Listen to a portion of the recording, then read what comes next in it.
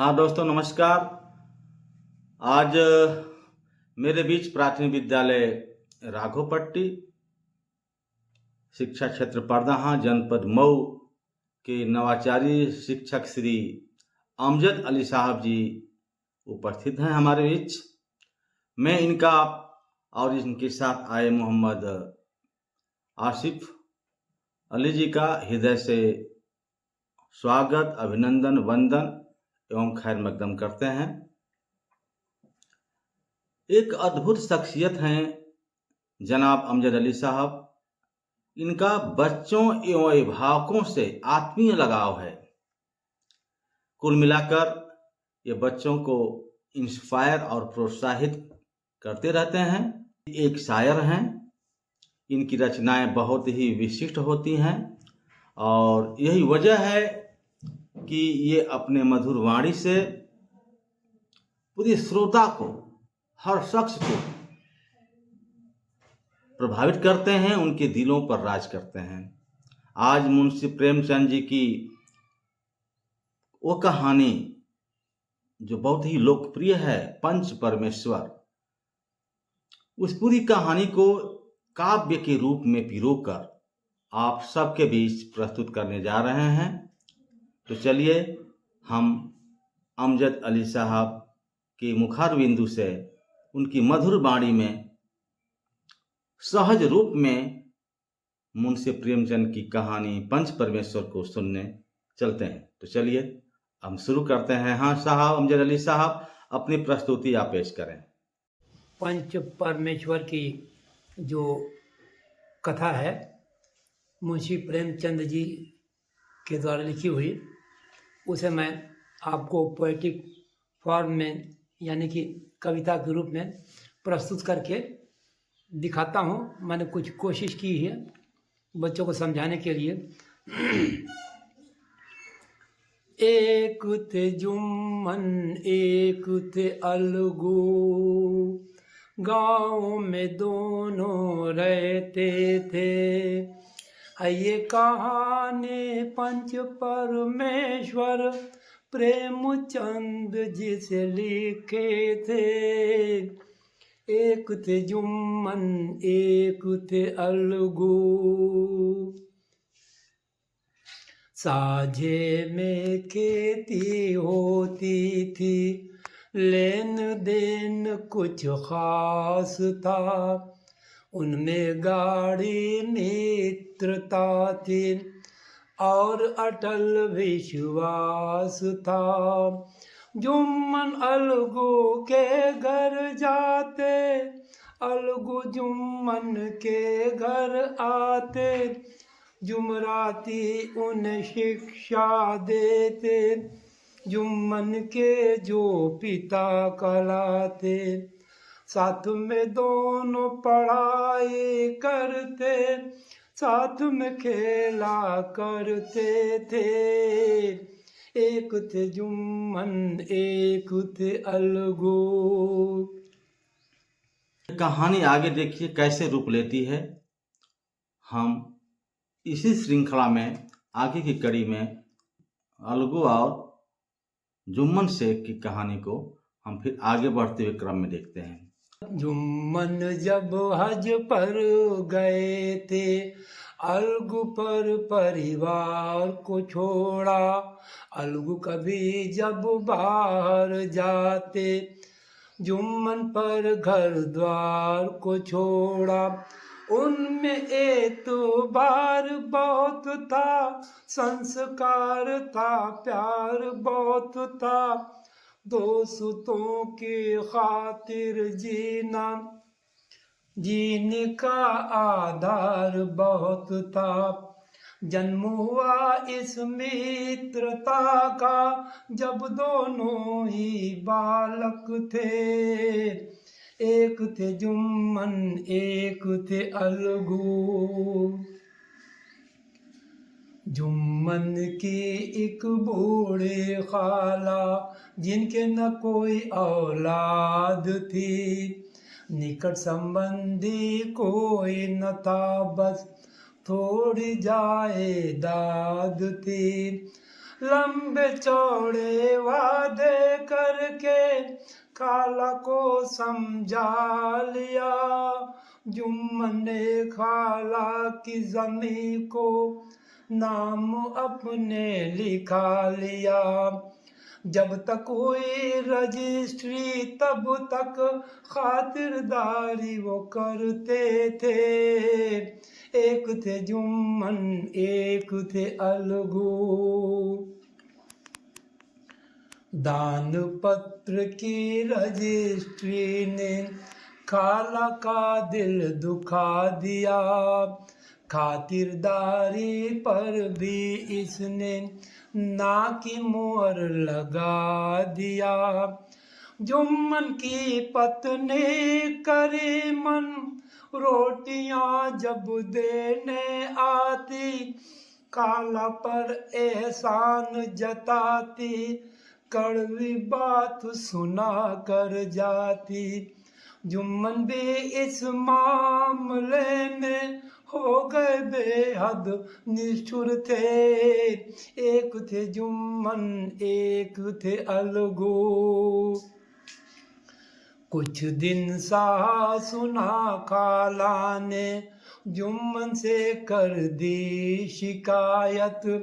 जुम्मन उल्टा करने लगे थे अपनी पत्नी की हिमायत। गिरी स्वामिनी के बारे में कहा न कुछ प्रबंध में। आ गई खटास खाला के और जुम्मन के संबंध में। गिरी स्वामिनी के प्रबंध में दखल कहाँ वो देते थे। एक थे जुम्मन एक थे अलगू। कुछ दिन यूं ही चला रो दो के खाला ने जुम्मन से कहा, बेटा निबाह न होगा तुम मुझे रुपए दे दिया करना। मैं अब अलग पका खा लूंगी, बोझ न तुम पर डालूंगी। तुम भी अपना खर्च चलाना, मैं भी खर्च चला लूंगी। रुपए क्या यहाँ फलते हैं, जुम्मन ऐसा कहते थे। एक थे जुम्मन एक थे अलगू। खाला बिगड़ गई और बोली, बेटा अब हो जा पंचायत। जुम्मन बोले जरूर कर लो, मैं भी चाहूँ हो पंचायत। मुझे भी रात दिन की खटपट ऐसे काम मंजूर है। फैसला अब हो जाए जल्दी, मुझको भी मंजूर है। पंचायत के मामले में हो गए दोनों राजी थे। एक थे जुम्मन एक थे अलगू। एक दिन सांझ को पेड़ के नीचे बैठे पंचों की पंचायत। खाला ने कहना शुरू किया कुछ इस तरह अपनी शिकायत। पंचों 3 साल पाले अपनी जायदाद को, लिख दिया जुम्मन के नाम बहन की औलाद को। बदले में ये रोटी कपड़ा देना कबूल कर लिए थे। एक थे जुम्मन एक थे अलगू। साल भर मैंने रोधो काटा, पर अब सहा नहीं है जाता। पेट की रोटी न तन का कपड़ा, मुझको दिया नहीं है जाता। पंचों मैं हूँ बेसहारा, रात तुम्हारी जाऊंगी। पंचायत के फैसले को सिर माथे चढ़ाऊंगी। जुम्मन खाला के बयान को खामोशी से सुनते थे। एक थे जुम्मन एक थे अलगू। कौन बने सरपंच को लेकर का सुनी किए काला जुम्मन। काला बोली बेटा जुम्मन, पंच किसी के दोस्त न दुश्मन। तुमको काम मंजूर होगा अगर किसी को चुनती हूँ। अलगू को तो मानते हो, उन सरपंच चुनती हूँ। नाम अलगू का सुन जुम्मन फूले नहीं समाते थे। एक थे जुम्मन एक थे अलगू। अलगू हुए सरपंच, उन्होंने शेख जुम्मन से कहा, हम दोनों हैं मित्र पुराने, गांव हमारा जानता। पर एक बात सुन लो बिरादर, कहता हूँ तुमको समझा कर। इस समय तुम और काला मेरी निगाह में दोनों बराबर। अलगू ऐसा जुम्मन से सरपंच के नाते कहते थे। एक थे जुम्मन एक थे अलगू। जुम्मन बोले खुदा गवाह है, मैंने ज्यादती नहीं किया। आज तलक तकलीफ कोई खाला जान को नहीं दिया। इतना ही सुनकर अलगू ने उनसे जिरा शुरू किया। जुम्मन दिल में सोचते थे, अलगू को क्या हो गया। अभी तो थोड़ी देर पहले साथ में मेरे बैठे थे। एक थे जुम्मन एक थे अलगू। जुम्मन अभी कुछ सोच पाते, अलगू ने फैसला दिया। पंचों ने इस मामले में सोचा और विचार किया। खर्च का रुपया हर महीने काला जान को मिलता जाए। फैसला अगर मंजूर न हो तो रजिस्ट्री रद्द समझी जाए। फैसला सुनकर अलगू का सन्नाटे में जुम्मन आ गए थे। एक थे जुम्मन एक थे अलगू। करने लगे थे सब प्रशंसा, सुन के अलगू का फैसला। पर रख दी इस फैसले ने दोस्ती की जड़ हिला। जुम्मन को आठों पर ये फैसला खटकने लगा। सोचते थे बदला लूंगा जब भी मुझको मौका मिला। फैसला लेने की फिराक में हर दिन हर पल बुराते थे। एक थे जुम्मन एक थे अलगू। जुम्मन अलगू दूर हुए, मिलने से मजबूर हुए। अब उनके अलगाव के किस्से गाँव में मशहूर हुए। दोनों साथ में रह नहीं पाते, दर्द जुदाई सह नहीं पाते। एक दिन कटता था कैसे, एक दूजे से कह नहीं पाते। दिन तो कट जाता था लेकिन रात में दोनों रोते थे। एक थे जुम्मन एक थे अलगू। अलगू बटेसर से लाए थे एक जोड़ी अच्छे बैल। पंचायत के एक माह बाद दैव योग से मरा एक बैल। समझू आ गए थे द्वार पर एक महीने के करार पर। बैल अकेला किस काम का दे दिया समझू को उधार पर।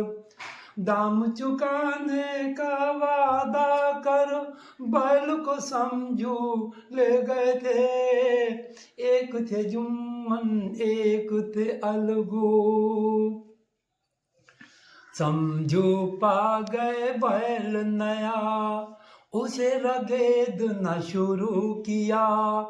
3-3 4-4 एक दिन में खेप लगाना शुरू किया। फिक्र न चारे पानी की बैल के भूसा साने की। एक दिन लाद के दुगना बोझ बैल की खत्म कहानी की। बैल गिरा धरती पर उसके प्राण पखेरु उड़ गए थे। एक थे जुम्मन एक थे अलगू। अलगू समझू के घर जाते साहू साहू वाइन आते। अलगू बैल का दाम मांगते दोनों ही झल्ला जाते। कहते फिर आ गए सामने अक्ल नहीं क्या दी राम ने। एक तो मुर्दा बैल दिया था चले उसका दाम मांगने। अलगू अपना सामू लेकर घर वापस आ जाते थे। एक थे जुम्मन एक थे अलगू। गाँव को जब कुछ पता चला तो गाँव वालों ने कहा अलगू समझू बैठ करके कर ले कोई फैसला। गाँव ने दी उनको हिदायत बंद करें शिकवा शिकायत। दोनों के लिए बेहतर होगा जल्दी से कर लें पंचायत। अलगू समझू पंचायत पर हो गए दोनों राजी थे। एक थे जुम्मन एक थे अलगू। एक दिन फिर उसी पेड़ के नीचे बैठी पंचों की पंचायत। अलगू ने कहना शुरू किया कुछ इस तरह अपनी शिकायत। पंचो साहू जी को मैंने अच्छा सा एक बैल दिया था पैसा नहीं देते कहते हैं। मरियल मुर्दा बैल दिया था जबकि साहू जी खुद आकर बैल को मेरे ले गए थे। एक थे जुम्मन एक थे अलगू। कौन बनेगा अब सरपंच होने लगा था मशविरा।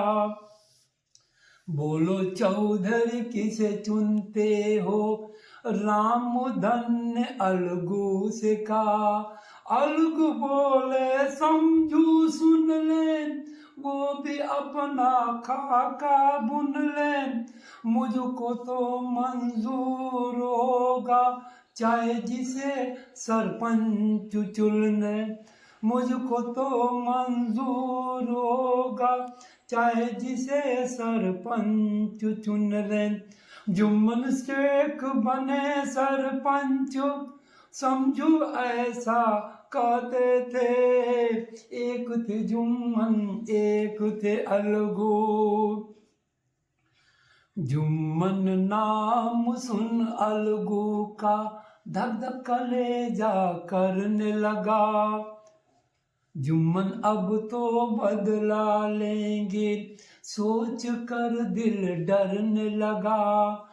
पर सरपंच का आसन ग्रहण करते ही ऐसा हुआ, अपनी जिम्मेदारी का भाव उनमें पैदा हुआ।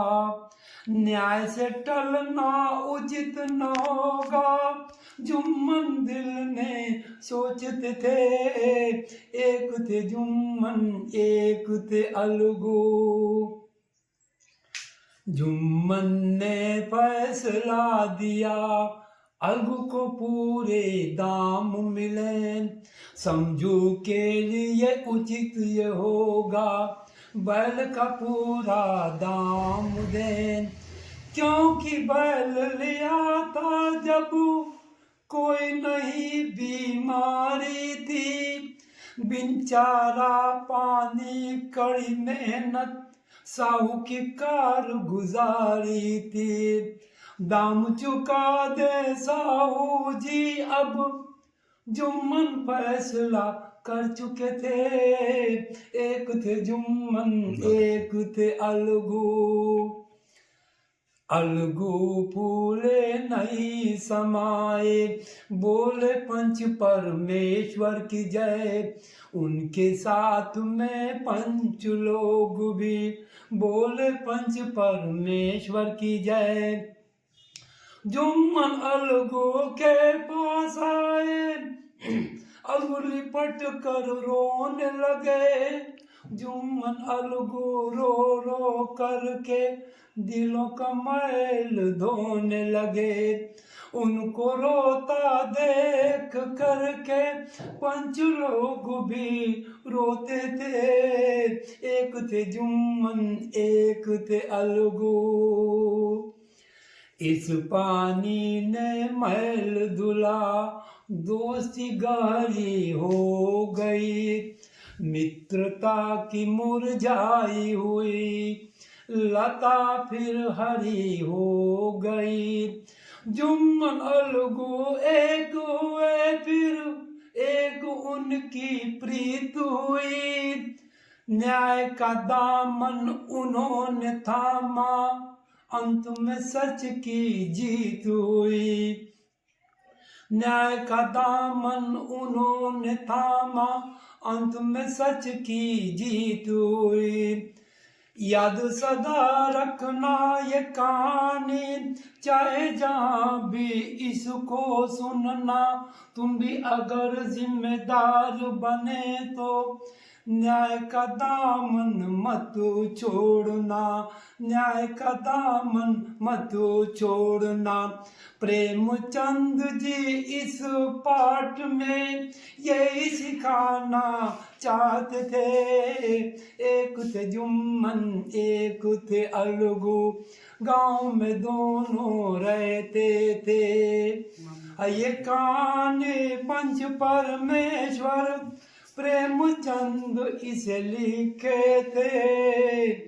एक थे जुम्मन एक थे अलगू। वाह वाह, बहुत बहुत धन्यवाद सर। बहुत सुंदर प्रस्तुति, मनमोहक पूरी कहानी को आप लोगों ने सुना। कितने सरल भाव में बच्चों को सहज रूप में परोसने का काम किया है सर जी ने। बहुत बहुत बधाई, धन्यवाद सर।